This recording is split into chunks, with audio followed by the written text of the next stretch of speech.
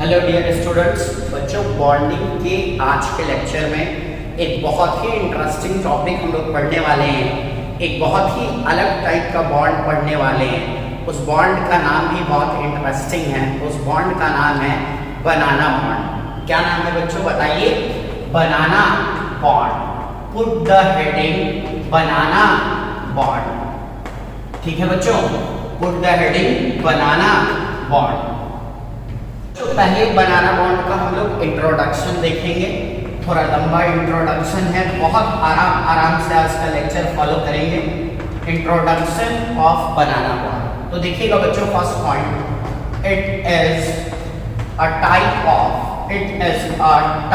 Of multi centre multi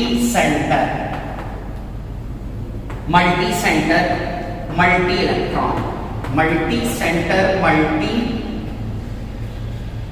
electron bond. It is a type of multi centre multi electron bond. बच्चों सबसे पहले तो एक बात समझिए, एक एटम है ए, एक एटम है बी। अगर एक एक इलेक्ट्रॉन शेयर हुआ, एक बॉन्ड बना, तो हम लोग इसे बोलते हैं two centre two electron bond. क्या बच्चों बात क्लियर है? अगर एक एटम है ए, एक एटम है बी, दो इलेक्ट्रॉन शेयर हुए, तो क्या हुआ बताइए? Two centre four electron bond. क्या बच्चों बात क्लियर है? अगर एक एटम है ए, एक एटम है बी, तीन इलेक्ट्रॉन शेयर हुए, तो क्या हुआ? ट्रिपल बॉन्ड बना। ये क्या है? Two centre six electron bond. क्या बच्चों बात क्लियर है? तो two centre two electron bond, two centre four electron bond, two centre six electron bond. ये कन्वेंशनल बॉन्ड्स हैं, ठीक। लेकिन इनके अलावा अगर कुछ बॉन्ड्स बनते हैं, तभी वहां पे multi centre multi electron bond का कॉन्सेप्ट आता है।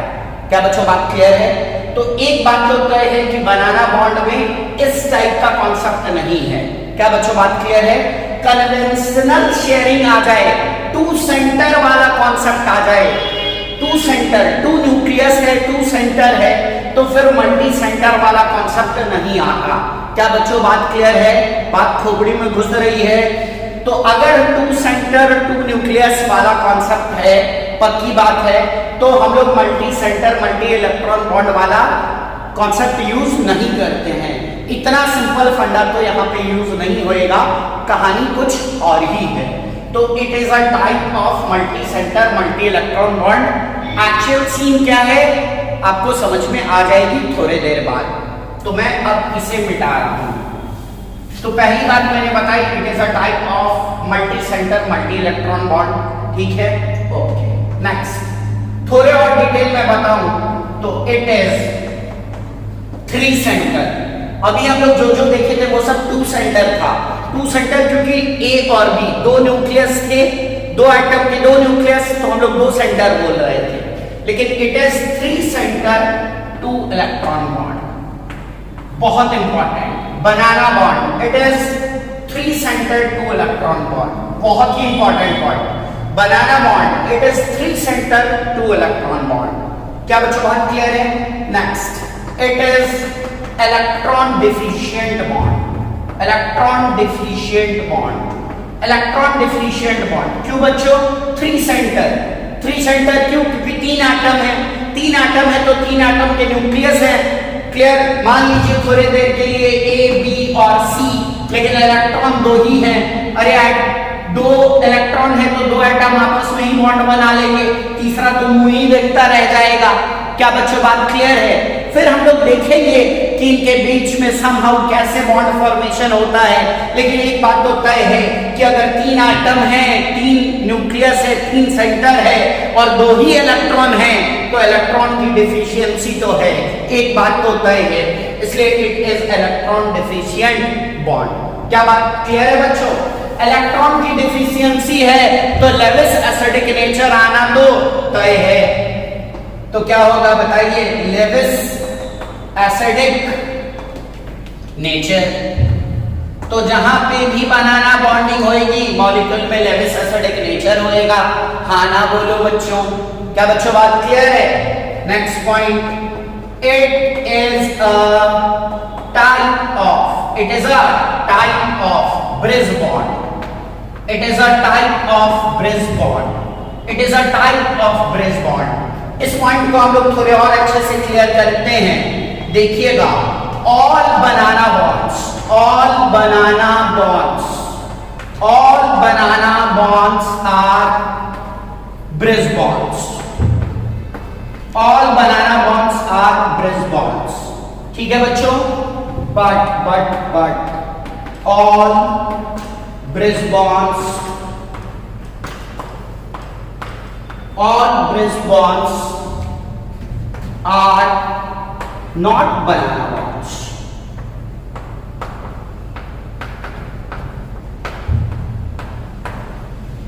क्या लिखा है बच्चों? all banana bonds are bridge bonds, okay, but all bridge bonds are not banana bonds। Clear है बच्चों? बहुत सिंपल है। ब्रिज बॉन्ड्स के और भी टाइप्स होते हैं। One of the types of bridge bonds is banana bonds. देखिए बच्चों, ब्रिज बॉन्ड, ब्रिज बॉन्ड, ठीक, इसमें एक होता है 3 centre 4 electron bond, 3 centre 4 electron bond. कभी हमने आपको बताया भी था हैलोजन ब्रिज बॉन्ड, याद कीजिए, हैलोजन ब्रिज बॉन्ड पढ़ा भी चुका हूं। हैलोजन ब्रिज बॉन्ड, क्या बच्चों बात क्लियर है? हैलोजन ब्रिज बॉन्ड, ठीक है। और एक होता है, क्या होता है 3 centre 2 electron bond, 3 centre 2 electron bond, इसी को बोलते हैं बनाना बॉन्ड, बनाना बॉन्ड। क्या बच्चों बात क्लियर है? तो देखिए, हैलोजन ब्रिज बॉन्ड भी क्या है? ये भी एक टाइप का ब्रिज बॉन्ड है, लेकिन ये क्या है? 3 सेंटर 4 इलेक्ट्रॉन बॉन्ड है, ठीक है बच्चों। और 3 सेंटर 2 इलेक्ट्रॉन बॉन्ड क्या है? बनाना बॉन्ड है, ये भी एक टाइप का ब्रिज बॉन्ड ही है। तो हर बनाना बॉन्ड ब्रिज बॉन्ड है, लेकिन हर ब्रिज बॉन्ड बनाना बॉन्ड नहीं है, क्योंकि हैलोजन ब्रिज बॉन्ड क्या है? 3 सेंटर 4 इलेक्ट्रॉन बॉन्ड है। ये इलेक्ट्रॉन रिच है, इलेक्ट्रॉन रिच नेचर है, इलेक्ट्रॉन रिच नेचर है। 3 सेंटर 4 इलेक्ट्रॉन बॉन्ड है, लेकिन ये इलेक्ट्रॉन डिफिशिएंट नेचर है, इलेक्ट्रॉन डिफिशिएंट नेचर है। क्यों है बताइए? 3 सेंटर 2 इलेक्ट्रॉन बॉन्ड है। क्या बच्चों बात क्लियर है? सेंटर बोले तो न्यूक्लियस, न्यूक्लियस बोले तो एटम, 3 एटम 3 सेंटर। क्या बच्चों बात क्लियर है? तो ये एक ब्रीफ इंट्रोडक्शन है रिगार्डिंग बनाना बॉन्ड। ये सारे पॉइंट्स कॉपी कर लीजिए, फिर हम लोग और डिटेल डिस्कशन करेंगे रिगार्डिंग बनाना बॉन्ड। बच्चों, बहुत सारे हमारे पास एग्जांपल्स हैं जहां पे मॉलिक्यूल्स के अंदर बनाना बॉन्ड्स होते हैं। मोस्ट कॉमन एग्जांपल इज बोरेन्स, ठीक है। बोरेन्स के अंदर बनाना बॉन्ड्स होते हैं। तो बोरेन्स आर द कंपाउंड्स जिनके अंदर बोरोन और हाइड्रोजन के अंदर बॉन्ड्स होते हैं, ठीक है। तो बोरोन्स आर क्लास ऑफ कंपाउंड्स जिनमें बोरोन और हाइड्रोजन के अंदर बॉन्ड्स होते हैं। बोरोन्स को हम लोग 2 तरीके से क्लासिफाई करते हैं। बोरेन्स को हम लोग 2 तरीके से क्लासिफाई करते हैं एज निडोबोरेन्स, निडोबोरेन्स एंड आर्केनोबोरेन्स।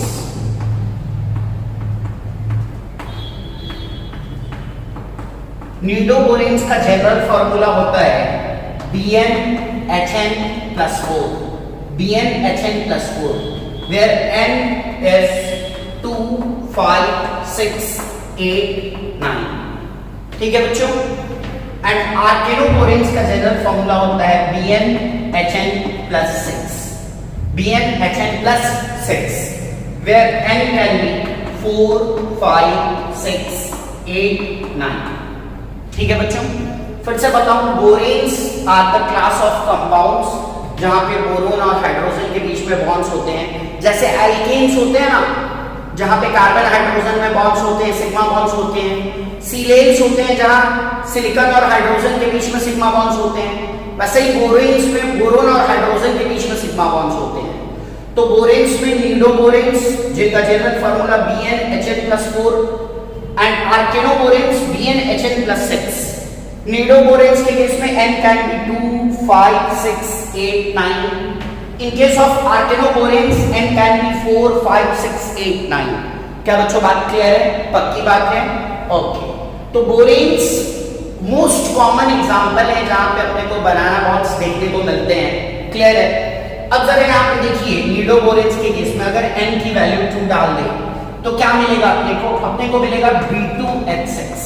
क्या बच्चों बात क्लियर है? इसे हम लोग बोलते हैं डाइबोरेन। क्या बोलते हैं? डाइबोरेन। क्या बच्चों बात क्लियर है? अगर यहीं पे अपन 5 डाल दें 5 तो क्या मिला अपने को? 5 डालने से मिला B5, मिल गया H9। Okay, B5H9। अब B5H9 को हम लोग बोलेंगे पेंटाबोरेन। पेंटाबोरेन बोल दिया, कोई दिक्कत नहीं है। अब दिक्कत कहां आ जाती है कि नीडोबोरेन में भी n की वैल्यू 5 हो सकती है और आर्गेनोबोरेन में भी n की वैल्यू 5 हो सकती है। अब अगर यहां n की वैल्यू 5 डाल दें तो क्या होगा? तो देखिए क्या होगा, यहां B5 आ गया, अरे आ गया ना। अब बताइए H कितना आ गया? H आ गया 11। अब ये भी क्या हो गया? ये भी हो गया बच्चों पेंटाबोरेन। क्लियर? अब पेंटाबोरेन के दो फॉर्मूले आ गए। पेंटाबोरेन का फॉर्मूला B5H9 भी आ गया और पेंटाबोरेन का फॉर्मूला B5H11 भी आ गया। अब कैसे डिस्टिंग्विश करेंगे? तो अब डिस्टिंग्विश करते हैं हाइड्रोजन के नंबर से। इसे लिखते हैं पेंटाबोरेन 9 और इसे लिखते हैं पेंटाबोरेन 11। ये तरीका है, ये एक्चुअल तरीका है। क्या बच्चों बात क्लियर है? क्योंकि नाम दोनों का पेंटाबोरेन ही होगा, लेकिन इसमें H का नंबर 9 है और इसमें H का नंबर 11 है, तो इसे एक्चुअली लिखते हैं पेंटाबोरेन 9 और इसे लिखते हैं पेंटाबोरेन 11। क्या बच्चों बात क्लियर है? पक्की बात है। ऐसे ही देखिए 6 है, 8 है, 9 है, तो ऐसे ही जहां पे n की वैल्यू कॉमन है वहां पे हाइड्रोजन के नंबर से डिस्टिंग्विश कर लेते हैं। तो आई होप कि आपको ये कहानी समझ में आ गई होगी। इस बात को कॉपी कर लीजिए, फिर आगे बढ़ते हैं। देखिएगा बच्चों, BH3 के 2 यूनिट्स डाइमेराइज करते हैं, डाइमेराइजेशन होता है और फिर बनता है B2H6 डाइबोरेन। तो पहले BH3 की कहानी समझते हैं। बोरोन की एटॉमिक नंबर है 5, configuration will be 1s2 2s2 2p1। क्या बच्चों बात क्लियर है? Bonding is a वैलेंशियल phenomenon. 2s में 2 इलेक्ट्रॉन्स, 2p में 1 इलेक्ट्रॉन। आप देख सकते हैं ground state covalency, ground state covalency of boron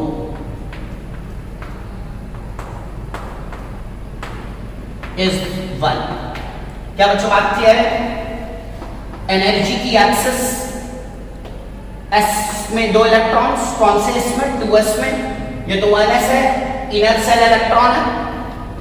2px 2py 2pz, 2p में सिर्फ 1 इलेक्ट्रॉन। अब होएगा internal excitation, internal excitation. Internal excitation में क्या होएगा बच्चों? 2s से 1 इलेक्ट्रॉन 2p में जंप करेगा। क्लियर है बच्चों? ओके। आफ्टर इंटरनल एक्साइटेशन, ये एनर्जी की एक्सेस, 2s में 1 इलेक्ट्रॉन, 2px 2py 2pz, क्या हो गया बताइए?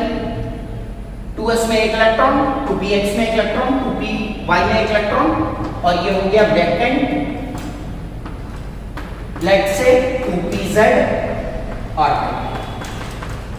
क्या बच्चों बात क्लियर है? ये बोरोन की कहानी है आफ्टर इंटरनल एक्साइटेशन। तो हम लोग लिख सकते हैं फर्स्ट एक्साइटेड स्टेट कोवेलेंसी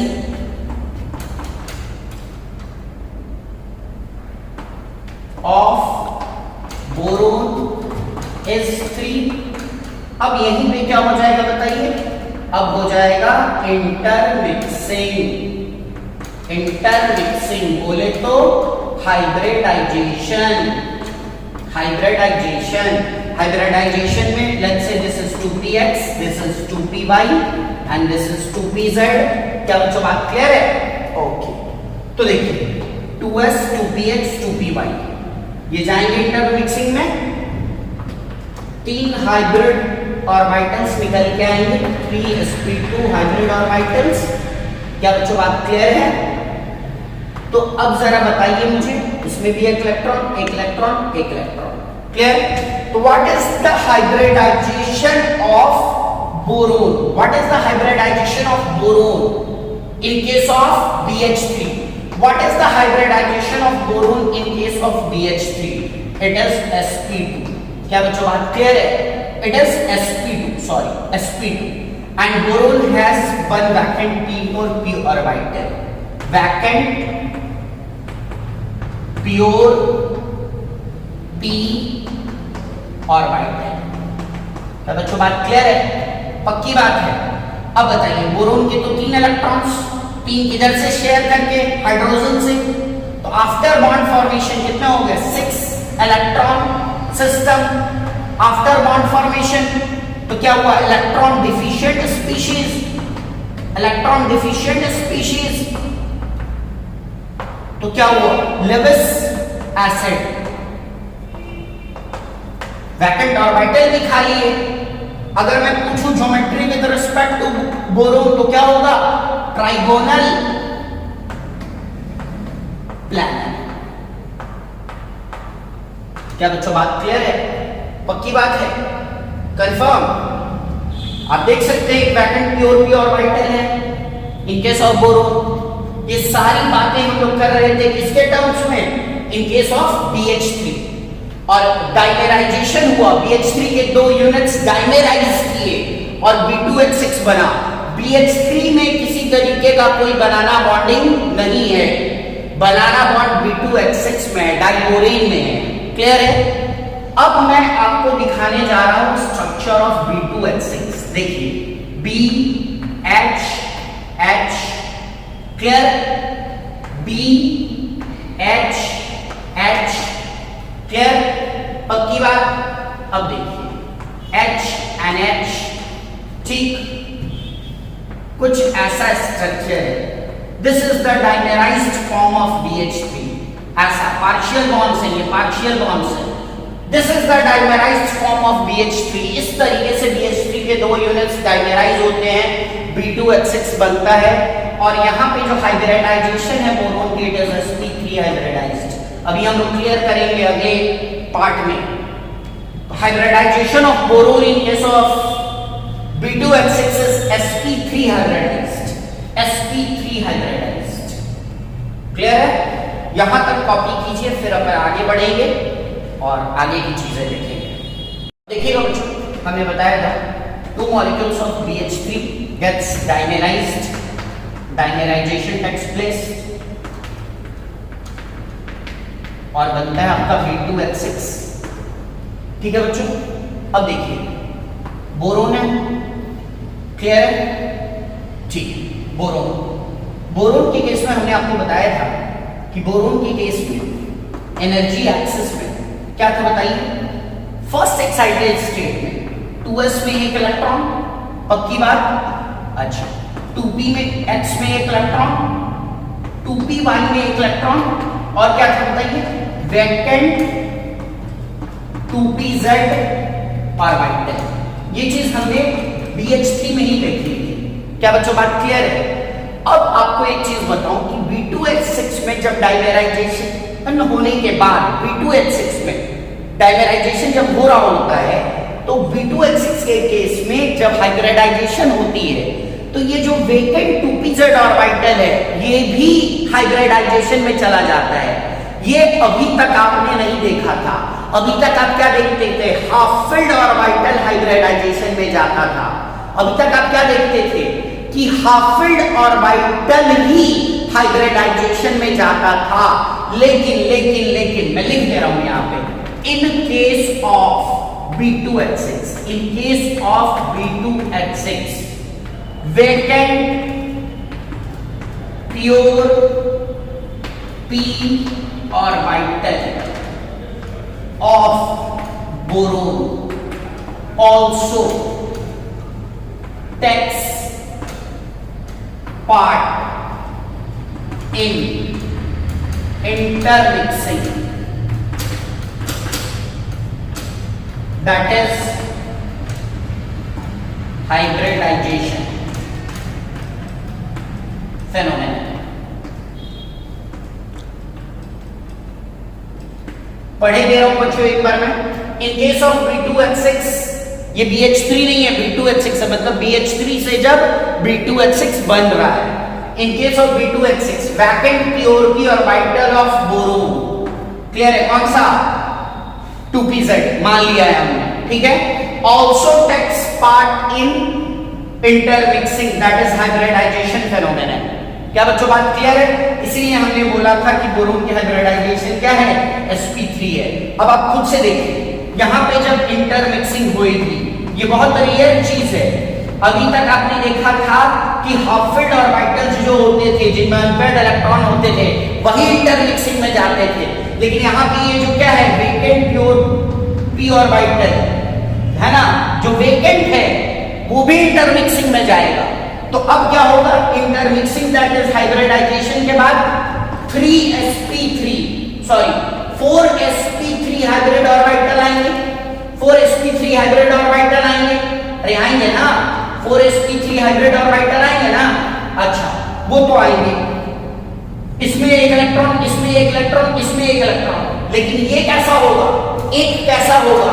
एक वैकेंट sp3 हाइब्रिड ऑर्बिटल होगा। क्यों? यहां एक इलेक्ट्रॉन था, यहां एक इलेक्ट्रॉन था, यहां एक इलेक्ट्रॉन था, लेकिन ये तो वैकेंट था, वैकेंट था तो ये भी तो वैकेंट रहेगा। क्या बच्चों बात क्लियर है? बात समझ में आई है? तो यहां पे क्या हुआ है? वैकेंट ऑर्बिटल हाइब्रिडाइजेशन में गया है। अभी तक ऐसा देखने को नहीं मिला था, लेकिन यहां पे ऐसा देखने को मिल रहा है, ऐसा होता है। और यही कारण है कि बोरोन की हाइब्रिडाइजेशन क्या आ रही है यहाँ पे? sp3। क्या बच्चों बात क्लियर है?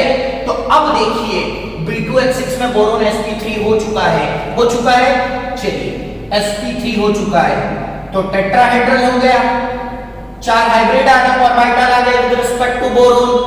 पक्की बात? ठीक। यहां पे एक इलेक्ट्रॉन, यहां पे एक इलेक्ट्रॉन, यहां पे एक इलेक्ट्रॉन, क्लियर? और ये क्या हो गया?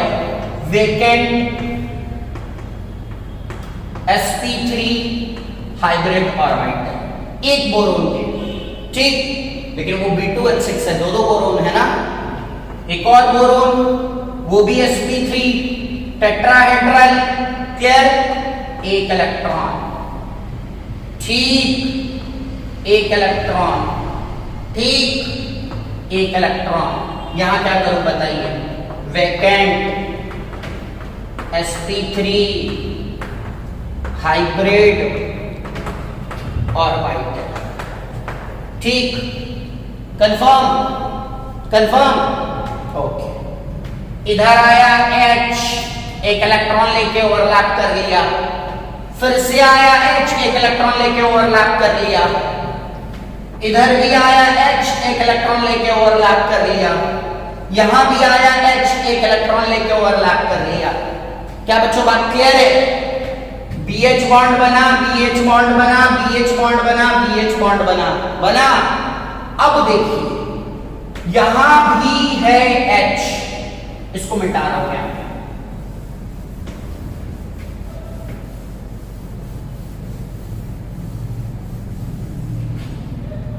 यहां भी है H जिसके पास एक इलेक्ट्रॉन है, यहां भी है H जिसके पास एक इलेक्ट्रॉन है। क्या क्लियर है? अब जरा सोचिए कि एक बोरोन और एक H अगर ऐसे ओवरलैप कर जाएं, ठीक, एक बोरोन और एक H अगर ऐसे ओवरलैप कर जाएं फॉर द टाइम बीइंग, तो क्या होगा? बोरोन H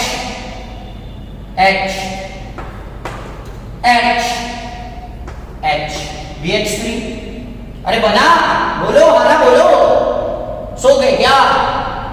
भाई इतना खराब में नहीं पढ़ा रहा हूं, जगते रहो। बन गया BH3। और देखो, बोरोन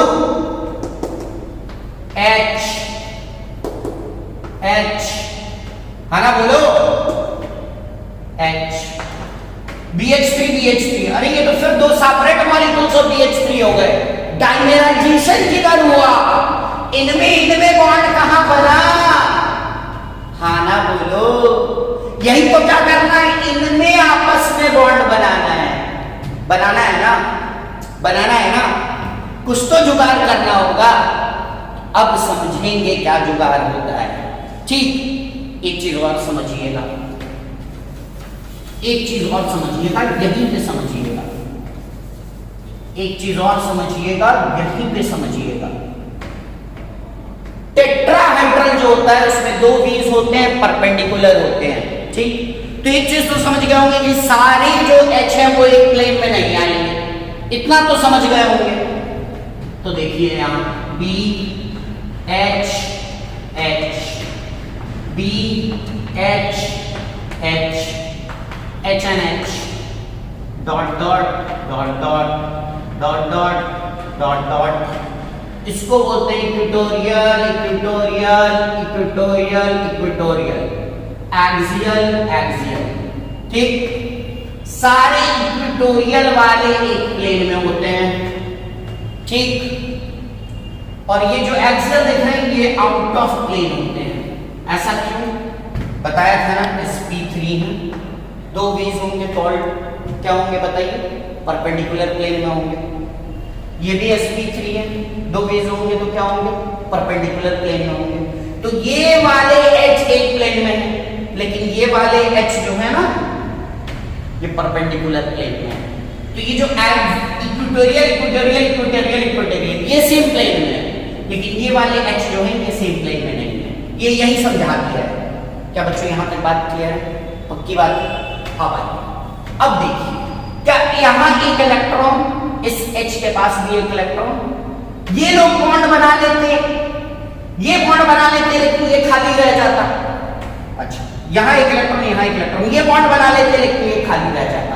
तो अब होता क्या है वो समझिए। ये बॉन्ड बना लिए, अब ये जो बॉन्ड है ना ये डांसिंग शुरू करता है, डांसिंग। ठीक, यहां बॉन्ड बना, फिर ये तुरंत से यहां चला जाता है, उठते यहां यहां यहां यहां। क्लियर? फिर क्या होता है, ये बॉन्ड बना, ये लोग डांसिंग शुरू करते हैं, यहां फिर तुरंत से उठ के यहां, यहां फिर तुरंत से उठ के यहां। देखिए कौन शटलिंग, यहां फिर यहां, यहां फिर यहां, मतलब बेसिकली यहां से लेके यहां, यहां से लेके यहां, यहां से लेके यहां, यहां से लेके यहां। अभी समझाऊंगा और समझाऊंगा, टेंशन मत लो। ऐसा हो जाता है, इसीलिए हम लोग डॉटेड दिखा देते हैं। अब ध्यान से समझिएगा, एक इलेक्ट्रॉन इस H का, एक इलेक्ट्रॉन इस बोरोन का, तो है तो 2 ही इलेक्ट्रॉन, लेकिन यहां भी तो खाली है सेंटर, 2 सेंटर 3 इलेक्ट्रॉन। ठीक, सॉरी उल्टा बोल दिया, 2 इलेक्ट्रॉन 3 सेंटर। ठीक, एक बारी इन दोनों ऑर्बिटल में ओवरलैपिंग बॉन्ड बना, फिर क्या हुआ, फिर ये टूटा। ठीक, फिर एक बार यहां ओवरलैप, तो एक बार ये बॉन्ड बनाए, अगली बार ये बॉन्ड बनाए, फिर ये बॉन्ड, फिर ये बॉन्ड, फिर ये बॉन्ड, फिर ये बॉन्ड। तो ये H एक बार इसके साथ बॉन्ड, एक बार इसके साथ बॉन्ड, डांसिंग बॉन्ड। क्लियर है? इसलिए पार्शियल बॉन्ड दिखाते हैं। कैसा बॉन्ड दिखाते हैं? पार्शियल बॉन्ड दिखाते हैं। यहां तक कॉपी कीजिए, फिर आगे बढ़ते हैं।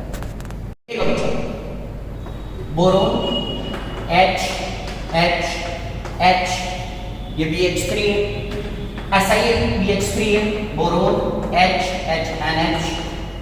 क्या क्लियर है? ये 2 BH3 के यूनिट्स हैं, अभी डाइमेराइजेशन नहीं हुआ है। फिर इन केस ऑफ B2H6 जब डाइमेराइजेशन होता है तो एक बोरोन कैसा है बताइए? sp3 हाइब्रिडाइज्ड, दूसरा बोरोन भी कैसा है? sp3 hybridised. क्या बच्चों बात क्लियर है? ओके, अब ध्यान से समझिएगा, एक इलेक्ट्रॉन, एक इलेक्ट्रॉन, एक इलेक्ट्रॉन, और ये है बताइए क्या? Vacant sp3 hybrid orbital. क्या बच्चों बात क्लियर है?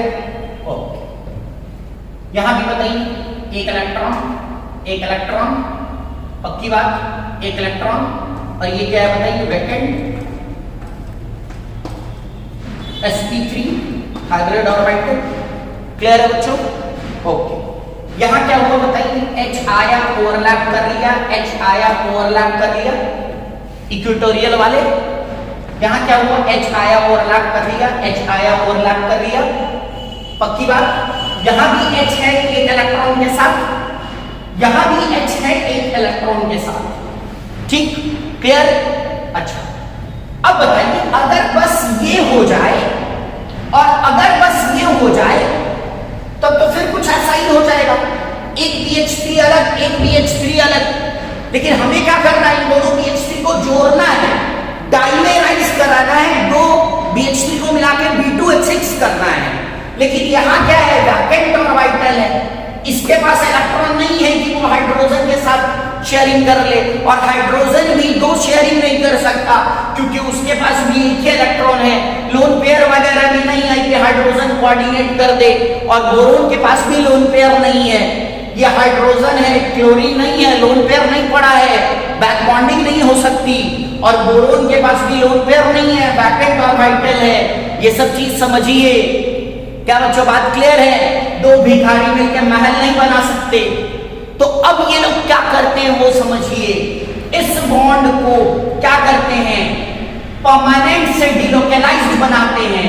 क्या करते हैं, इसको परमानेंट नहीं रखेंगे, कैसा बनाएंगे, ऐसा बनाएंगे, ऐसा ऐसा बनाएंगे, परमानेंट नहीं बनाएंगे, ऐसा बनाएंगे, ऐसा बनाएंगे। क्या बच्चों बात क्लियर है? और एक चीज समझिएगा, एक मोमेंट ऐसा आएगा जब ये दोनों H एक ही बोरोन के पाले में आ जाएंगे।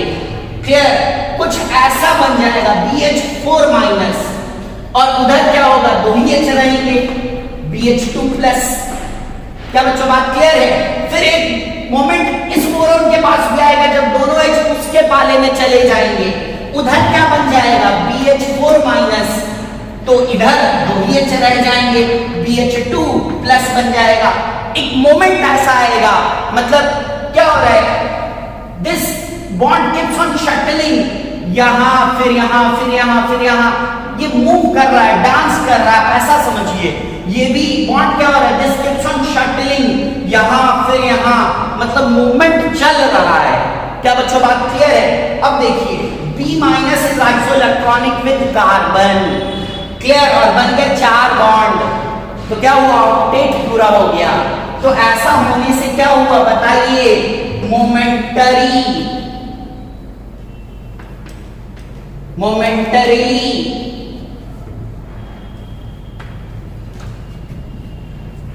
अटेनमेंट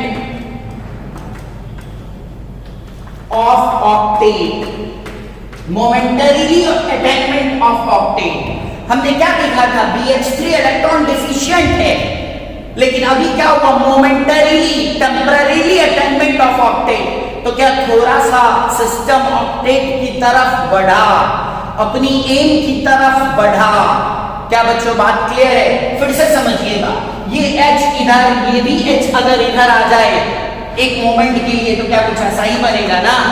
बोरोन के आउटर मोस्ट सेल में 4 इलेक्ट्रॉन नहीं होते हैं, वो हाइड्रोजन के साथ 4 बॉन्ड नहीं बना सकता, कार्बन नहीं है वो। लेकिन अगर ये दोनों H आ जाए तो ऐसा कुछ बनेगा ना, B minus is isoelectronic with carbon.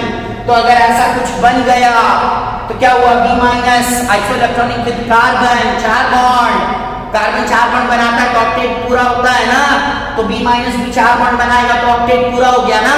इसका हो गया, इसका नहीं हुआ। अगली बार क्या होगा, फिर ये तो शटलिंग कर रहे हैं ना, मूवमेंट कर रहा है ना, डांसिंग बॉन्ड्स टाइप है ना, डिलोकलाइज्ड बॉन्ड्स टाइप है ना, परमानेंट बॉन्ड नहीं है ना। इसीलिए तो हम लोग ऐसे दिखा रहे हैं ना इनको, पार्शियल दिखा रहे हैं ना इनको। बात समझ में आ रही है? खोपड़ी में घुस रहा है कुछ? क्या क्लियर है? तो अगली बार क्या होगा, उधर जाएंगे तो क्या होगा, इधर BH2 प्लस, इधर BH4 माइनस, तो बारी बारी से दोनों बोरोन को क्या मिलेगा, कुछ ऐसा बनाने का मौका मिलेगा। तो momentary temporarily attainment of octet. क्या बच्चों बात क्लियर है? बहुत पहले की बात की एक साइंटिस्ट थी, THIEL। उन्होंने तो ये सब देख के मतलब ऐसा एज्यूम करके B2H6 को आयनिक बता दिया था। उन्होंने बता दिया था कि B2H6 में एक BH4 माइनस यूनिट है और एक BH2 प्लस यूनिट है, लेकिन ये मतलब ऐसा इसकी बॉन्डिंग के कारण बताया जा रहा है कि ऐसा होने से मतलब मोमेंटरी अटैचमेंट ऑफ ऑक्टेट है। कील ने तो ऐसा बता के उसको आयनिक मॉलिक्यूल बोल दिया था, मतलब इतने ज्यादा भावुक हो गए थे वो, बट ऐसा नहीं है। तो क्या बच्चों ये बात समझ में आई आपको? चलिए इसकी बॉन्डिंग को थोड़ा सा और डिटेल में लेके जाते हैं, आपको एक दो बातें और बताते हैं थोड़ी और डिटेल में regarding the bonding of B2H6 molecule. ये बच्चों देखिएगा जरा, फिर से दिखाता हूं आपको एक चीज, बारीकदारी से देखिएगा, चीजें क्लियर होती जाएंगी। ये बोरोन है, sp3 हाइब्रिडाइज्ड है, एक इलेक्ट्रॉन एक इलेक्ट्रॉन एक इलेक्ट्रॉन, क्लियर। ये तीनों ही sp3 ऑर्बिटल्स हैं, ये भी sp3 वेकेंट हाइब्रिड ऑर्बिटल है। ऐसे ही एक और बोरोन आएगा, एक इलेक्ट्रॉन एक इलेक्ट्रॉन एक इलेक्ट्रॉन, और यहां पे क्या होगा बताइए, sp3 वैकेंट हाइब्रिड ऑर्बिटल। क्या बच्चों बात क्लियर है? यहां पे आया हाइड्रोजन ओवरलैपिंग हो गई, हाइड्रोजन आया ओवरलैपिंग हो गई, क्लियर। यहां भी हाइड्रोजन आया ओवरलैपिंग हो गई, यहां भी हाइड्रोजन आया ओवरलैपिंग हो गई, क्लियर। अच्छा, यहां भी हाइड्रोजन है एक इलेक्ट्रॉन लेके, यहां भी हाइड्रोजन है एक इलेक्ट्रॉन लेके, क्लियर। अब जरा ध्यान से समझिएगा, ये sp3 किसका, बोरोन का, ये हाइड्रोजन किसका, s ऑर्बिटल, ये भी sp3 किसका, बोरोन का, क्लियर। इन्हीं में ओवरलैपिंग होनी है, मतलब sp3 of boron, s of बोलिए हाइड्रोजन, इनमें ओवरलैपिंग होगी, क्लियर। कैसी ओवरलैपिंग होगी, सिग्मा ओवरलैपिंग, ठीक, क्लियर। अच्छा, उसके बाद फिर क्या होएगा, परमानेंट ओवरलैपिंग तो होएगी नहीं, क्योंकि फिर ये S फिर इस वाले sp3 के साथ ओवरलैप करेगा। क्या बच्चों बात क्लियर है? वही चीज नीचे भी होनी है, sp3 of boron and S of hydrogen, लेकिन परमानेंट नहीं, क्योंकि फिर ये S इस वाली वैकेंट sp3 के साथ ओवरलैप करेगा। तो अब आप एक चीज समझिए, sp3 of boron, S of hydrogen, again sp3 of boron. ये sp3 है बोरोन का, है ना, वेकेंट वाला, ये S है हाइड्रोजन का, और ये फिर sp3 है बोरोन का। क्या बच्चों बात क्लियर है? sp3 कैसा, हाइब्रिड, S कैसा, प्योर, और फिर sp3 कैसा, हाइब्रिड। क्या बच्चों बात क्लियर है? अब बताइए क्या होगा, ध्यान से समझिएगा। यहां पे ओवरलैपिंग हुई, बॉन्ड बना, फिर बॉन्ड टूटा, फिर ओवरलैपिंग हुई। अरे यार, समझ आ गई ये बात?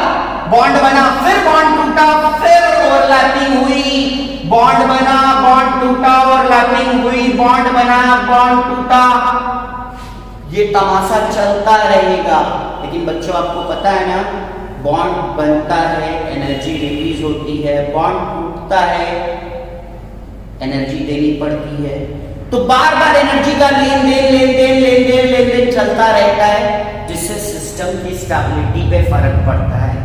और हर सिस्टम चाहता है कि रेगुलरिटी में ऐसा कार्यक्रम किया जाए जिसमें एनर्जी का लेन देन कम से कम हो, कम से कम हो, कम से कम हो। इसलिए ये तीन ऑर्बिटल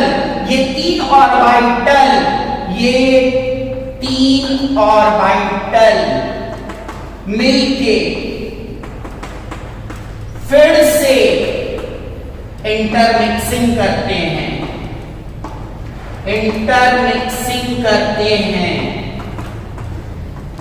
और एक बात बहुत ध्यान से समझिएगा, sp3 hybrid orbital, s orbital और sp3 हाइब्रिड ऑर्बिटल, ये मिलके फिर से हाइब्रिडाइजेशन करते हैं।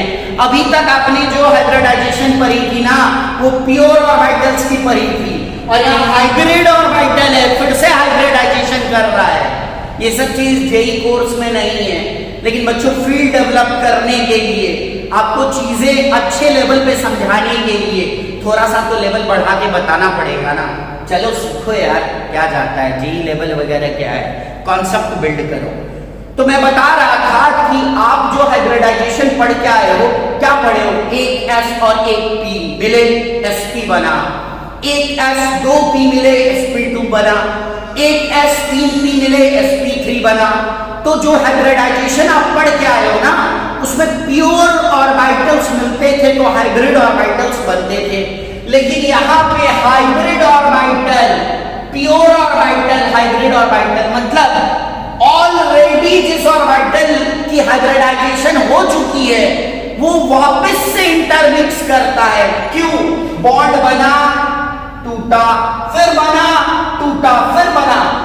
मतलब ये बनने टूटने में एनर्जी का लेन देन बहुत ज्यादा होता है, जिससे सिस्टम की स्टेबिलिटी पे अच्छा खासा फर्क पड़ रहा है अभी, जिससे सिस्टम अपने आप को कंफर्टेबल जोन में महसूस नहीं कर रहा है। तो सिस्टम जुगाड़ लगाता है, कुछ रास्ता ढूंढता है, कुछ स्कोप बनाने की कोशिश करता है अपने आप को कंफर्टेबल करने के लिए। तो देखिए यहाँ क्या होता है, ये 3 ऑर्बिटल मिलके फिर से इंटरमिक्सिंग करते हैं। अब देखिए कितने एस हो गए इंटरमिक्सिंग के बाद, बताइए कितने एस हो गए, 3, और पी कितने हो गए बताइए, 7, 3, 1 4 और 3 7, ठीक। तो बताइए क्या हुआ, S3P7 नया S3P7 हाइब्रिड ऑर्बिटल का फॉर्मेशन होता है। ये सब चीज आपके जेई सिलेबस के ऊपर की बात है, लेकिन देख लीजिए जरा, आपने एक चीज और पढ़ा था कि जितने ऑर्बिटल मिलते हैं हाइब्रिडाइजेशन में, हाइब्रिडाइजेशन के बाद उतने ही ऑर्बिटल बनते हैं।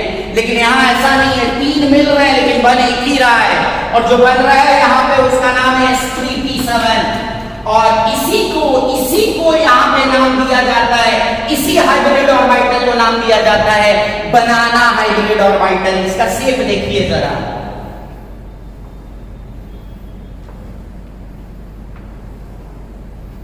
ठीक है, यही है S3P7 हाइब्रिड ऑर्बिटल,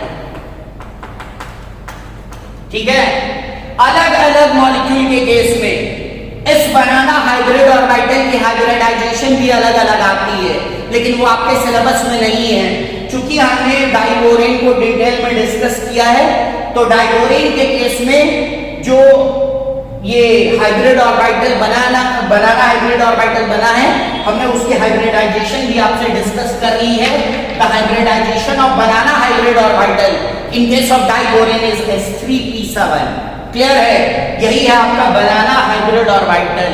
इसी शेप के कारण ठीक नाम रखा गया है बनाना बॉन्ड, ठीक है। और इसमें कितने इलेक्ट्रॉन हैं? इसमें इलेक्ट्रॉन है 2, एक बोरोन के, एक हाइड्रोजन के, ठीक। अब देखिए जरा, बोरोन हाइड्रोजन हाइड्रोजन, ठीक। ये बनाना हाइब्रिड ऑर्बिटल, इसमें कितना इलेक्ट्रॉन? 2 इलेक्ट्रॉन, ठीक। फिर बोरोन हाइड्रोजन हाइड्रोजन इक्वेटोरियल वाले। अच्छा, एक बनाना हाइब्रिड ऑर्बिटल ऊपर, ऐसे ही तो एक नीचे भी होएगा, ठीक। एक H नीचे, एक H ऊपर। अब देखिए एक चीज, एक इलेक्ट्रॉन इस बोरोन का, एक इलेक्ट्रॉन इस हाइड्रोजन का, ठीक, क्लियर। लेकिन सेंटर कितने? 3, बोरोन हाइड्रोजन बोरोन, ठीक। 3 सेंटर, इलेक्ट्रॉन तो 2 ही है। और अब sp3s sp3 सब मिलके अब एक ही ऑर्बिटल आ गए। अब बार बार शटलिंग वटलिंग नहीं, अब ये तीनों मिलके एक ही बॉन्ड बन गया, ठीक। ना बार बार बॉन्ड टूटेगी, ना बार बार बॉन्ड बनेगी, एनर्जी का लेन देन सब खत्म, क्लियर। तो सिस्टम ने अपनी जो स्टेबिलिटी खतरे में पड़ रही थी उसको जुगाड़ लिया, मैनेज कर लिया। अपने आप को ज्यादा से ज्यादा स्टेबल कर लिया इंटरमिक्सिंग करके। ठीक, तो आप समझिए एक इलेक्ट्रॉन इस बोरोन का, एक इलेक्ट्रॉन इस हाइड्रोजन का। क्लियर? तो ये एक बनाना ऑर्बिटल, एक इलेक्ट्रॉन इस बोरोन का, एक इलेक्ट्रॉन इस हाइड्रोजन का, ये एक बनाना ऑर्बिटल। ठीक, ये है आपका डाइबोरेन। इस तरीके से डाइमेराइजेशन हुआ है, दो BH3 के मॉलिक्यूल मिलकर B2H6 बना पाए हैं। ठीक है, ये equatorial equatorial equatorial equatorial axial and axial, this is how diborane gets formed and these are some informations regarding bonding in diborane. अभी हम लोग बहुत सारी इंफॉर्मेशन शेयर करेंगे रिगार्डिंग मॉलिक्यूल B2H6। ये सब कॉपी कीजिए पहले आप। देखिएगा बच्चों, इंपॉर्टेंट इंफॉर्मेशंस और डाटा रिगार्डिंग B2H6। तो दो स्ट्रक्चर हम लोग बना लेते हैं यहाँ पे B2H6 के, एक ये वाला,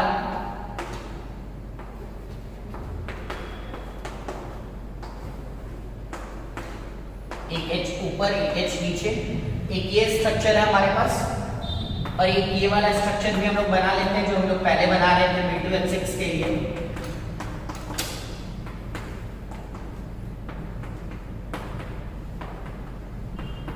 ठीक है बच्चों, फिर से बताऊं कि these are equatorial bonds,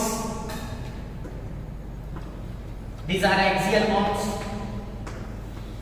ठीक है बच्चों, तो सबसे पहली चीज मैं आपको बताऊं कि यहाँ जो बोरोन टू बोरोन लेंथ है, it is 178 picometre. Boron to boron length is 178 picometre. Clear है बच्चों? अब जरा देखिएगा एक चीज, ये जो बॉन्ड है ये 2 सेंटर 2 इलेक्ट्रॉन बॉन्ड है, ये भी बॉन्ड 2 सेंटर 2 इलेक्ट्रॉन बॉन्ड है, ये भी बॉन्ड 2 सेंटर 2 इलेक्ट्रॉन बॉन्ड है, ये भी बॉन्ड 2 सेंटर 2 इलेक्ट्रॉन बॉन्ड है। तो अगर मैं बोलूं कि यहाँ पे 2 सेंटर 2 इलेक्ट्रॉन बॉन्ड कितने हैं, तो there are 4 2 centre 2 electron bonds. क्या बच्चों बात क्लियर है? लेकिन अगर मैं यहाँ पे बोलूं कि 3 centre 2 electron bond, 3 centre 2 electron bond कितने हैं, 3 सेंटर 2 इलेक्ट्रॉन बॉन्ड कितने हैं, तो बच्चों 3 centre boron hydrogen boron, 3 centre 2 electron bond, एक ऊपर एक नीचे, तो एक ऊपर एक नीचे, तो कितने हैं? 2 ही हैं। क्लियर? और इसी को हम लोग क्या नाम देते हैं? बनाना बॉन्ड। बनाना बॉन्ड। क्या बच्चों बात क्लियर है? तो इन case of B2H6 3 centre 2 electron bond कितने हैं? 2 हैं। तो कितने बनाना बॉन्ड है? 2 बनाना बॉन्ड है। क्या बच्चों बात क्लियर है? पक्की बात है। नेक्स्ट इंफॉर्मेशन बहुत ही इंपॉर्टेंट इंफॉर्मेशन है, जरा देखिएगा। BH bond length axial, BH bond length axial, BH bond length axial is greater than BH bond length equatorial.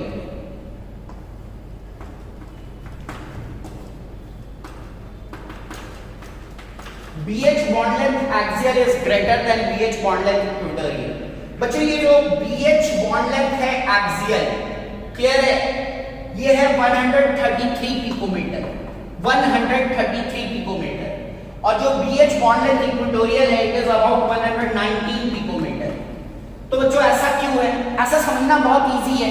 ये 3 सेंटर 2 इलेक्ट्रॉन बॉन्ड है, 3 सेंटर, तो कितने न्यूक्लियस में बटा है? 3 न्यूक्लियस में। तो ये ज्यादा दूर में कवर हो रहा है, ज्यादा दूर में कवर होगा तो बॉन्ड की लेंथ बढ़ जाएगी। लेकिन ये क्या है? 2 सेंटर 2 इलेक्ट्रॉन बॉन्ड है, ये 2 न्यूक्लियस के बीच में कवर हो रहा है। क्लियर? तो इंटर न्यूक्लियर डिस्टेंस यहाँ कम है क्योंकि ये 2 न्यूक्लियस के बीच में है, लेकिन ये 3 न्यूक्लियाई के बीच में है, तो इंटर न्यूक्लियर डिस्टेंस बढ़ जाएगा। क्या बच्चों बात क्लियर है? पक्की बात है। अब एक चीज देखिएगा, इन जनरल हम लोग क्या जानते हैं कि जिस बॉन्ड की बॉन्ड लेंथ ज्यादा होती है, जिस बॉन्ड की बॉन्ड लेंथ ज्यादा होती है उसका टूटना इजी होता है, तो उसके टूटने पे एनर्जी कम रिलीज होती है, उसकी बॉन्ड डिसोसिएशन एनर्जी कम होती है, यही जानते हैं। लेकिन यहां पे ऐसा बिल्कुल नहीं है, यहां पे ऐसा बिल्कुल नहीं है। ये भी एक बहुत इंपॉर्टेंट पॉइंट है, यहां पे बहुत ध्यान से समझिए। Bond BH bond dissociation energy axial, BH bond dissociation energy axial is greater than BH bond dissociation energy equatorial. BH bond dissociation energy axial greater than BH bond dissociation energy axial. Sorry, BH bond dissociation energy axial greater than BH bond dissociation energy equatorial. बच्चों आप सोच रहे होंगे क्या हो रहा है, diborane के केस में खाली एक्सेप्शंस ही आ रहे हैं। हाँ बच्चों ऐसा होता है, इसमें बहुत सारे फैक्ट्स हैं, बहुत सारे एक्सेप्शंस हैं। तो देखिए यहाँ पे क्या है, जिसकी बॉन्ड लेंथ ज्यादा है उसी की बॉन्ड डिसोसिएशन एनर्जी भी ज्यादा है। तो सबसे पहले तो एक चीज बताऊं कि BH एक्सियल की बॉन्ड डिसोसिएशन एनर्जी ज्यादा है, जिसकी बॉन्ड डिसोसिएशन एनर्जी ज्यादा वही स्ट्रॉन्ग, उसी का टूटना कठिन, उसी के टूटने पे एनर्जी ज्यादा रिलीज होगी। क्लियर? अब आप थोड़ा बुद्धि का प्रयोग कीजिए। 2 इलेक्ट्रॉन 3 न्यूक्लियस से घिरे हैं, है ना, ज्यादा अट्रैक्शन लग रहा है भाई। क्लियर है? इलेक्ट्रॉन और न्यूक्लियस में अट्रैक्शन ज्यादा है। 2 electrons are held tightly by 3 nuclei. क्या बच्चों बात क्लियर है? यहाँ पे ये स्ट्रॉन्ग बॉन्ड है। कैसा बॉन्ड है? स्ट्रॉन्ग बॉन्ड है, याद रखिएगा। ये जो 2 सेंटर 3 इलेक्ट्रॉन बॉन्ड है ना, ये स्ट्रॉन्ग बॉन्ड है। क्यों? क्योंकि यहाँ पे 2 इलेक्ट्रॉन 3 न्यूक्लियस से घिरे हुए हैं। क्लियर है? तो 3 न्यूक्लियस का नेट अट्रैक्शन 2 इलेक्ट्रॉनों पे ज्यादा है। आप ऐसे सोचो, 2 इलेक्ट्रॉन को 2 न्यूक्लियस ने पकड़ा हुआ है। क्लियर? आपने तोड़ा, टूट गए। क्लियर? और 2 इलेक्ट्रॉन को 3 न्यूक्लियस ने मिलके घेरा हुआ है। जब आप तोड़ोगे तो तोड़ने में एनर्जी का खर्चा ज्यादा आएगा, और अगर एनर्जी का खर्चा ज्यादा आएगा तो बॉन्ड डिसोसिएशन एनर्जी बढ़ जाएगी। तो irrespective of having larger bond length, axial bond की बॉन्ड डिसोसिएशन एनर्जी ज्यादा होती है। क्या बच्चों बात क्लियर है? पक्की बात है? कंफर्म? कॉपी कीजिए, एक और पॉइंट बताऊंगा अभी। बच्चों देखिएगा जरा, this angle HBH angle is 121.5 degree, this angle is 97 degree and this angle is approx 83 degree. अब यहाँ पे एक चीज है, मैं इसे θ1 बोल रहा हूं HBH एंगल, और इसे मैं HBH एंगल को θ2 बोल रहा हूं। तो आप देख सकते हैं कि ये जो HBH एंगल है θ1 ये बड़ा है, और ये जो HBH एंगल है अंदर θ2 ये छोटा है। θ1 इज ग्रेटर देन θ2। ऐसा क्यों है? तो जरा ध्यान से देखिए, θ1 में आपको 2 सेंटर 2 इलेक्ट्रॉन बॉन्ड दिखेंगे, लेकिन θ2 में अंदर देखेंगे तो आपको क्या दिखेंगे बताइए? आपको दिखेंगे 2 सेंटर 3 इलेक्ट्रॉन बॉन्ड। तो हम लोग θ1 के बारे में क्या बोलेंगे बताइए? 2 सेंटर 2 इलेक्ट्रॉन बॉन्ड है, तो इलेक्ट्रॉन डेंसिटी क्या है बताइए? इलेक्ट्रॉन डेंसिटी ज्यादा है। इलेक्ट्रॉन डेंसिटी ज्यादा है तो क्या है बताइए? इलेक्ट्रॉनिक रिपल्शन क्या है बताइए? इलेक्ट्रॉनिक रिपल्शन क्या है? ज्यादा है। इलेक्ट्रॉनिक रिपल्शन ज्यादा होने के कारण बॉन्ड एंगल भी क्या है बच्चों? ज्यादा है। क्या बच्चों बात क्लियर है? तो लगभग डाइबोरेन से रिलेटेड सारे इंपॉर्टेंट फैक्ट्स मैंने आपसे शेयर कर लिए हैं। सारी कॉपी कर लीजिए, एग्जाम पॉइंट ऑफ व्यू से सभी काफी इंपॉर्टेंट है। बच्चों और भी एग्जांपल्स हो सकते हैं बनाना बॉन्डिंग के, जैसे देखिएगा एग्जांपल 2, B2H6 के जगह हम लोग ले सकते हैं B2CH3(6). ठीक है? कैसा होगा जरा ध्यान से देखिएगा, BCH3 CH3 BCH3 CH3 CH3 CH3 partial bond partial bond. ठीक है, अगर इस केस में अपन देखें तो ध्यान से देखिएगा, कार्बन के पास एक इलेक्ट्रॉन, इस वाले कार्बन के पास भी एक इलेक्ट्रॉन, इस बोरोन के पास भी एक इलेक्ट्रॉन था, इधर वाले बोरोन के पास भी एक इलेक्ट्रॉन था। क्लियर? तो क्या हुआ होगा, एक बॉन्ड बना होगा, फिर छठवीं मॉडलिंग शुरू हुई होगी and that will lead to formation of banana bond. एक बनाना बॉन्ड ऊपर, एक बनाना बॉन्ड नीचे। क्लियर? तो जैसे हमने क्या लिया था B2H6, तो बोरोन के साथ वाला जो एटम था उसके पास ना तो लोन पेयर था, क्लियर, ना तो वो क्या कर सकता था बताइए, पाई बॉन्ड का फॉर्मेशन कर सकता था। बोरोन के पास भी क्या था, पिकेट ऑर्बिटल था। जस्ट CH3 के केस में भी तो हाइड्रोजन जैसी चीज थी। तो जैसे B2H6 का केस है वैसा ही B2CH3 का भी केस है, यहां पे भी हमारे पास बनाना बॉन्ड आ जाएंगे। अब जरा ध्यान से समझिएगा कि इस केस में कितने 3 सेंटर 2 इलेक्ट्रॉन बॉन्ड है। तो इस केस में भी B2H6 की तरफ बिल्कुल 2 ही 3 सेंटर 2 इलेक्ट्रॉन बॉन्ड है। लेकिन अगर मैं आपसे पूछूं कि इस केस में कितने 2 सेंटर 2 इलेक्ट्रॉन बॉन्ड है, तो बच्चों इस केस में बहुत सारे 2 सेंटर 2 इलेक्ट्रॉन बॉन्ड है। कार्बन के 3 हाइड्रोजन के साथ 2 सेंटर 2 इलेक्ट्रॉन बॉन्ड है। BC बॉन्ड भी क्या है, 2 सेंटर 2 इलेक्ट्रॉन बॉन्ड है। तो इधर 4, इधर भी 4 समझ गया ना, 3 तो H के साथ, एक B के साथ, 4 4 4 4 कितने हो गए, 16 हो गए। फिर इधर 3 कितने हो गए, 16 3 19, और इधर भी 3 कितने हो गए बोलो, 22। क्या बच्चों बात क्लियर है? तो ये सब भी काउंट आउट करने बोला जा सकता है, सिंपल है। Next example will be Al2H6। क्या बच्चों बात क्लियर है? जैसे BH3 का डाइमराइजेशन कराया था वैसे ही AlH3 का भी डाइमराइजेशन करा सकते हो, Al2H6। Next example will be Al2CH3 क्या बच्चों बात क्लियर है? Next example will be BeH2n, या इसी को बोलते हैं BeH2 सॉलिड, या तो BeH2 होलन बोल सकते हैं या BeH2 सॉलिड बोल सकते हैं। बच्चों यहां तक ये सब कॉपी करो, ये सारे एग्जांपल्स हैं जहां पे हमारे पास बनाना बॉन्डिंग आएंगे।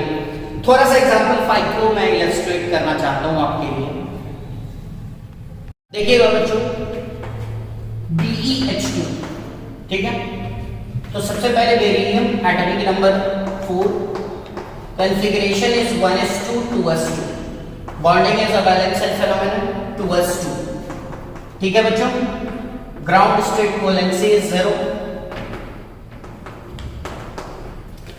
तो क्या करेंगे बताइए, ओके 2s2 है, 2p पूरी तरीके से खाली है, इंटरनल एक्साइटेशन कराएंगे,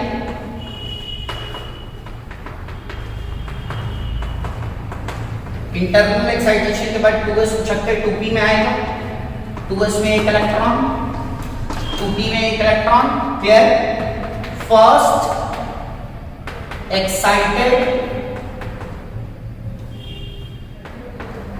state covalency of beryllium is 2। Clear? और आप देख सकते हैं, let's say this is px py pz, आप देख सकते हैं कि 2p ऑर्बिटल्स आर वेकेंट,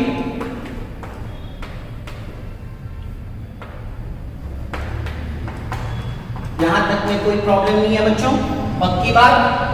अब बताइए, बेरिलियम के फर्स्ट एक्साइटेड स्टेट में 2 electrons fit for bonding H and H। अब आप इसे क्या बोलेंगे, sp हाइब्रिडाइज्ड, पक्की बात। After bonding outer most shell में 4 इलेक्ट्रॉन सिस्टम, पक्की बात। क्लियर? 2 वेकेंट p ऑर्बिटल्स, और क्या बोलेंगे, आप बोलेंगे इसे जबरदस्त लेविस एसिड, क्या बोलेंगे ना? ठीक है, कुछ कुछ चीजें मैं आपको और बता देता हूं, देख लीजिए। ऑन कूलिंग, कूलिंग पे क्या होता है, कूलिंग पे इसकी डाइमेराइजेशन हो जाती है, कूलिंग पे इसकी डाइमेराइजेशन हो जाती है, ठीक। और ये बना लेता है Be2H4, क्या बना लेता है? Be2H4। Be2H4 कैसे बनता है वो भी दिखा दे रहा हूं, देख लीजिए। अब थोड़ा सा आप भी बुद्धि लगाइए, मैं डायरेक्ट जा रहा हूं। BeH H and this is banana bonding। कैसे हुआ होगा आप सोच सकते हैं। अब देखिए यहां पे बेरिलियम sp था, यहां पे बेरिलियम sp2 है, फिर से वेकेंट ऑर्बिटल हाइब्रिडाइजेशन में आया होगा। मैंने पूरी की पूरी कहानी डाइबोरेन के केस में समझा दी है। बनाना बॉन्डिंग के केस में वेकेंट ऑर्बिटल हाइब्रिडाइजेशन में आता है, आज हम देख चुके हैं, पहली बार ऐसा देखा है हमने ये चीज। क्या बच्चों बात क्लियर है? sp2 है। अब यहाँ एक्सियल इक्विटोरियल का खेला नहीं है, sp2 है तो मॉलिक्यूल प्लानर है, all H are lying in the same plane। वो sp3 था boron in case of B2H6, याद है? तो प्लानर है, या सारे H एक ही प्लेन में है। क्या बच्चों बात क्लियर है?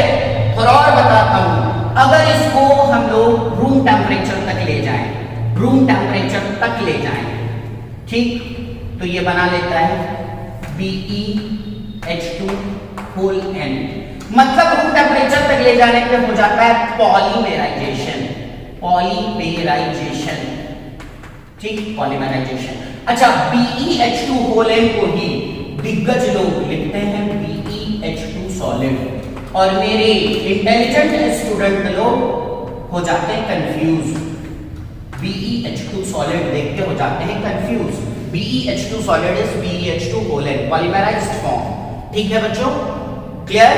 और यहाँ पे ये है sp3 हाइब्रिडाइज्ड, याद रखिएगा sp3 हाइब्रिडाइज्ड। और आपको बताऊं कि यहाँ पे देखिए बेरिलियम, ठीक, beryllium H, all bonds are banana bonds।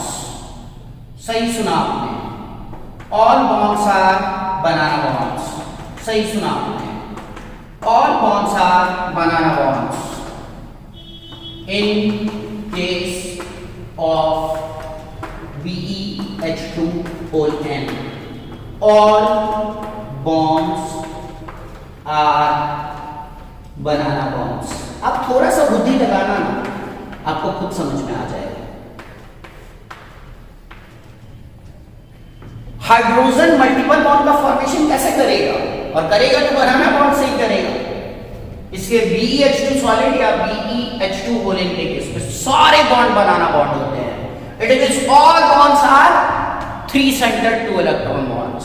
और थोड़ा सा हाइब्रिडाइजेशन भी देख लीजिए, BeH2 के केस में बेरिलियम sp हाइब्रिडाइज्ड, दो वेकेंट ऑर्बिटल थे, एक यूज हो गया कब, जब उसने डाइमेराइजेशन किया BeH2 के केस में sp2 हाइब्रिडाइजेशन, और जब उसने पॉलीमराइजेशन कर लिया तो क्या हुआ, दूसरा जो वेकेंट था वो भी हाइब्रिडाइजेशन में चला गया और हाइब्रिडाइजेशन हो गई sp3।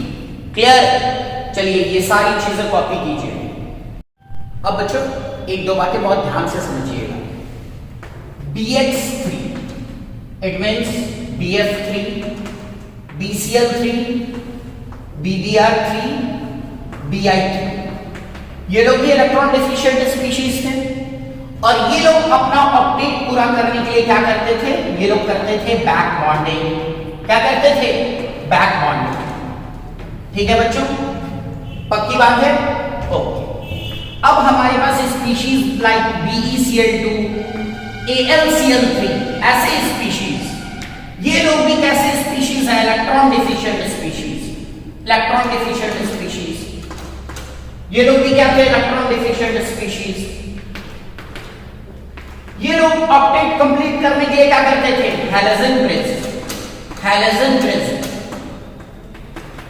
Bond, halogen bridge bond, तो हैलोजन ब्रिज बॉन्ड में इनका हो जाता था डाइमेराइजेशन। अच्छा, इनका क्या होता था? नो डाइमेराइजेशन।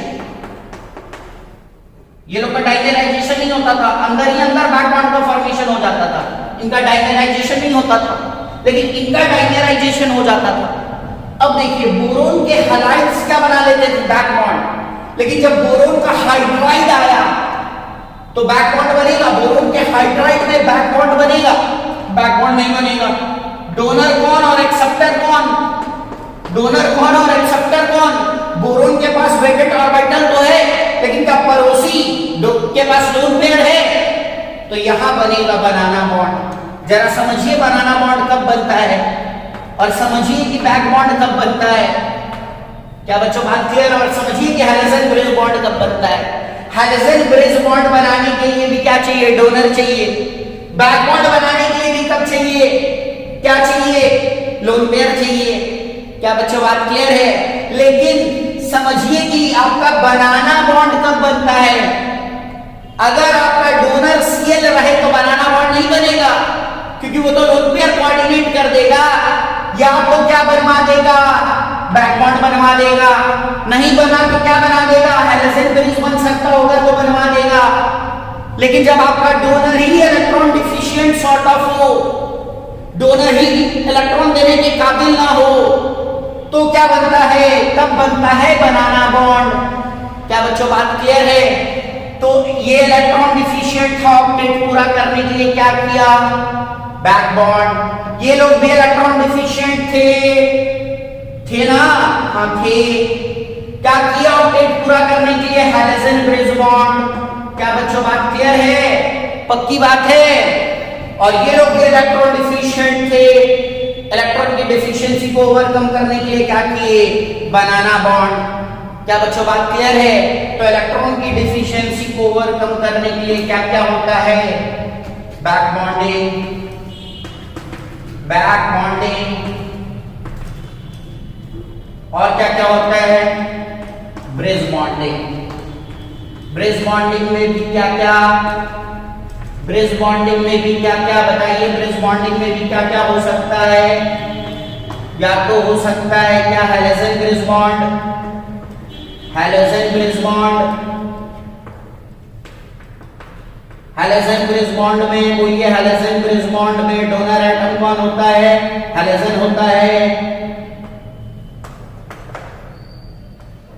या क्या हो सकता है बताइए? बनाना बॉन्ड, बनाना बॉन्ड। बनाना बॉन्ड कब बनेगा? जब डोनर लोन पेयर वगैरह देने के काबिल ना हो, मतलब डोनर हो ही ना, जब लोन पेयर दे ही ना पाए तो काहे डोनर बोलूं। क्या बच्चों बात क्लियर है? ये वाली बात समझ में आई? पक्की बात है। तो ये सब चीज फील करने का है।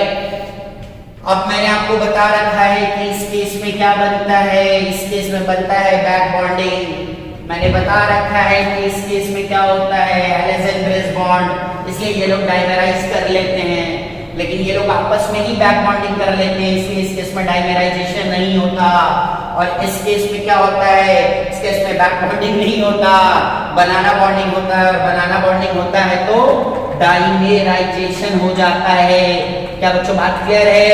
और मैंने बताया था कि AlCl3 डाइमेराइज करता है, लेकिन BeCl2 पॉलीमेराइज करता है। क्या बच्चों बात क्लियर है? Dimerization is a general term, clear है ना? यूजुअली बोल देते हैं BeCl2 पॉलीमेराइज करता है। आज भी तो हमने क्या पढ़ा? BH3 डाइमेराइज करता है, लेकिन BeH2 क्या करता है?